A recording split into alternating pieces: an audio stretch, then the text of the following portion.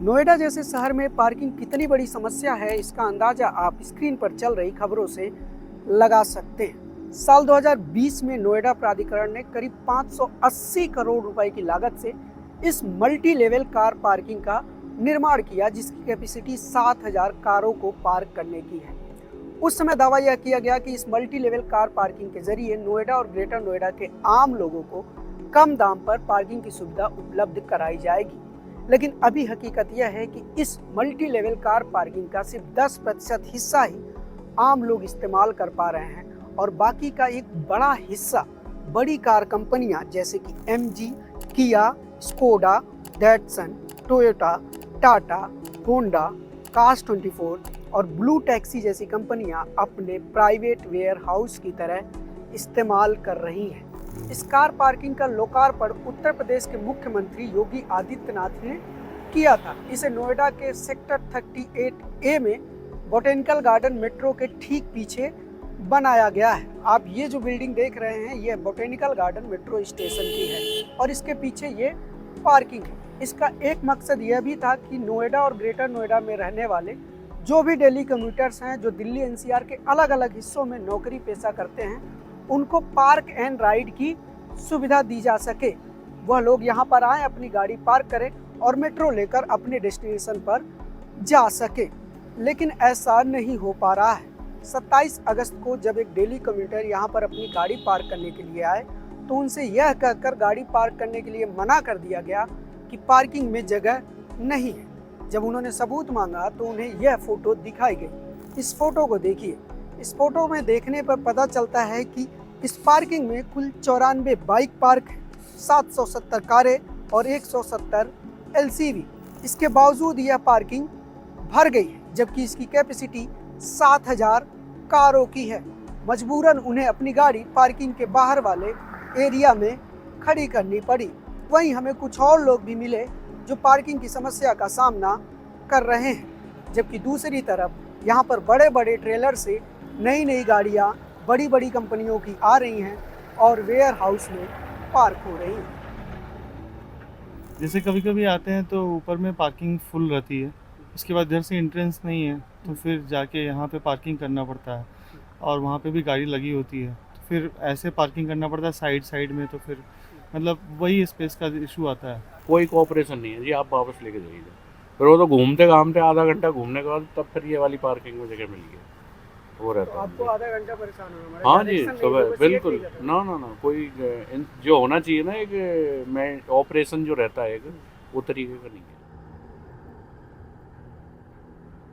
इस तरह के बड़े बड़े ट्रेलर से यहाँ पर गाड़ियाँ उतारी जाती हैं। आप मेरे पीछे ये जो ट्रेलर देख रहे हैं, यह इसमें टोयोटा की गाड़ियाँ हैं और इससे निकाली जा रही हैं। इसी तरह से पीछे है, इसमें MG की गाड़ियाँ हैं, ये जो ट्रेलर है।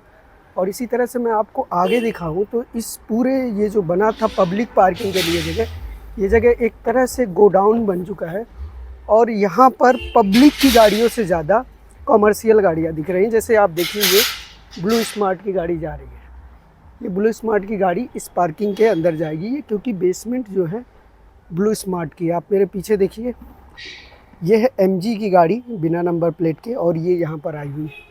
इसी तरह से आप आगे बढ़ेंगे, मैं अगर आगे बढ़ूँ तो आपको दिखाऊंगा कि आप देखिए, ये वॉक्सवैगन की गाड़ी है और एकदम ब्रांड न्यू गाड़ी वॉक्सवैगन की, ये भी ऊपर जाएगी और वहाँ पार्क होगी। इसी तरह से तमाम गाड़ियाँ यहाँ पर दिन में लगातार उतारी जा रही हैं, अलग अलग ट्रेलर से अलग अलग कंपनियों की, और उन्हें यहाँ पर रखा जा रहा है, फिर यहाँ से ले जाया भी जा रहा है। मतलब एक तरह का ये वेयर हाउस का काम कर रहा है। ये जो पार्किंग इतना बड़ा बना था, सैकड़ों करोड़ रुपए लगाकर पब्लिक के लिए, वो पैसा अब इन गाड़ियों के वेयर हाउस की तरह इस्तेमाल हो रहा है। आप देखिए, ये भी एक बड़ा सा ट्रेलर इधर खड़ा है और इसमें भी गाड़ी है। और आप ये जो मेरे सामने इधर देख रहे हैं, ये भी एक ट्रेलर है और इसमें किया की गाड़ियाँ हैं।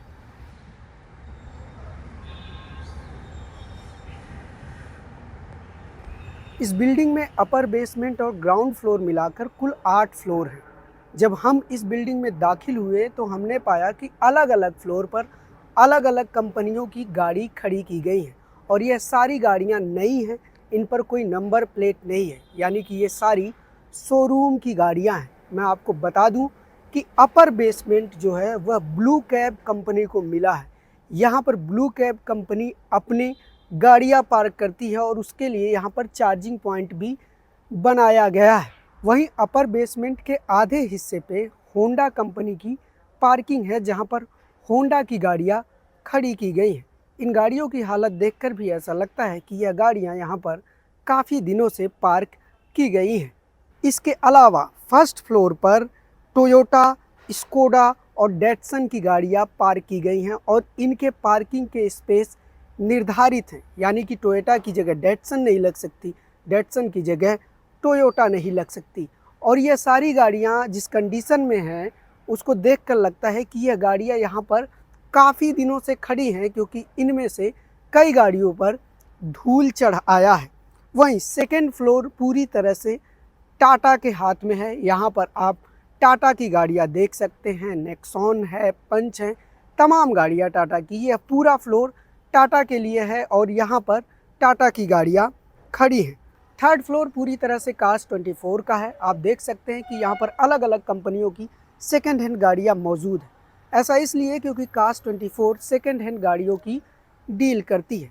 इसके अलावा इस फ्लोर पर कार्स 24 का एक छोटा सा ऑफिस भी है, जहां से कार्स 24 के जो भी कस्टमर कार्स 24 से गाड़ियां खरीदते हैं वो यहां से अपनी चाबी कलेक्ट करते हैं और बाकी का पेपर वर्क भी यही होता है। उनके ऑफिस में लगे इस चाबियों के पैनल को आप देख सकते हैं।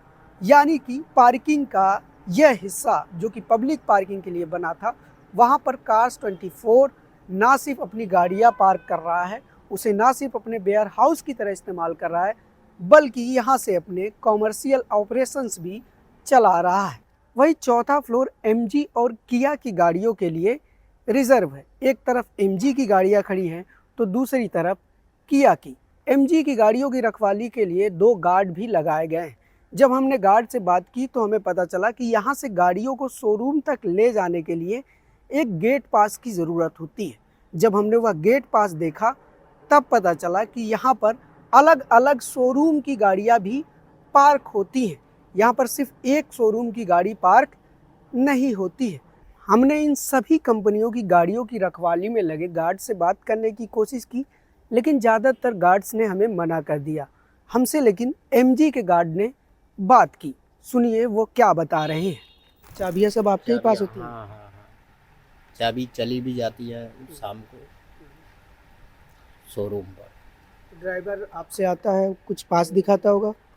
हाँ, गेट पास आता है। उसके हिसाब से आप चाहते हैं। हाँ, तो यहाँ कितनी गाड़ियाँ खड़ी होती हैं एमजी की?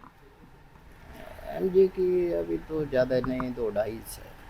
यहाँ पे अलग अलग शोरूम की गाड़ियाँ होती हैं, एक ही शोरूम की? नहीं, अलग अलग है। अब जैसे नीचे दूसरा शोरूम की गाड़ी है, उससे नीचे दूसरे शोरूम की है, उससे नीचे और शोरूम की है, ऐसे। ये जैसे ये जो गाड़ियाँ हैं यहाँ पर जो एमजी की अभी इस फ्लोर पे हैं, एमजी की है।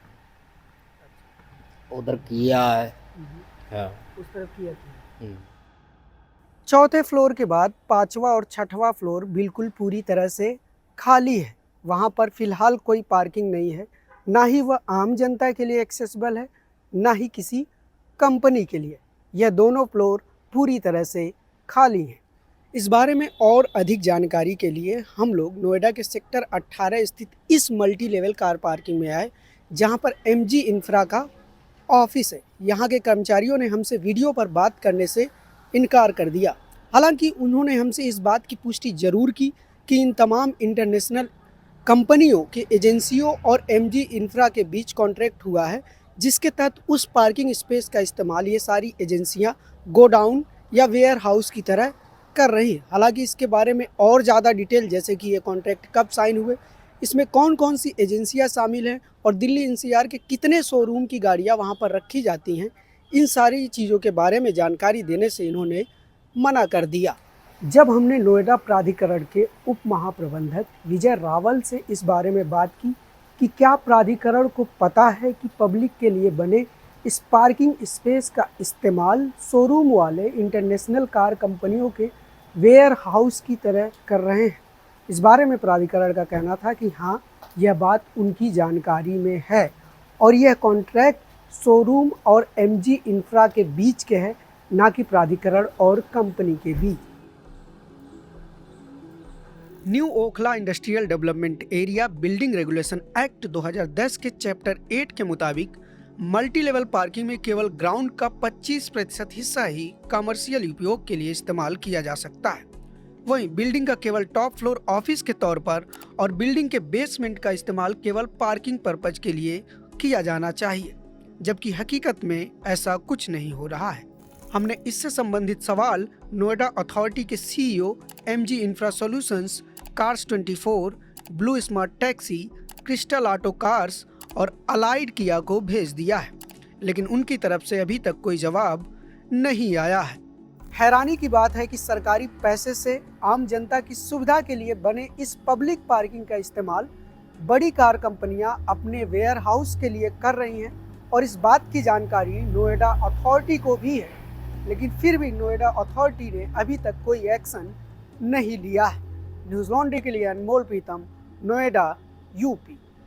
पत्रकारिता का नासूर बन चुके विज्ञापन के मॉडल को खारिज करके खबरों की इस दुनिया को बदलिए ताकि पत्रकारिता आपके लिए जवाबदेह बने। newslaundry.com/subscription पर क्लिक कीजिए और अपने मन मुताबिक पेमेंट का विकल्प चुनिए, क्योंकि हमारे सब्सक्राइबर्स का नारा है, मेरे खर्च पर आजाद हैं खबरें।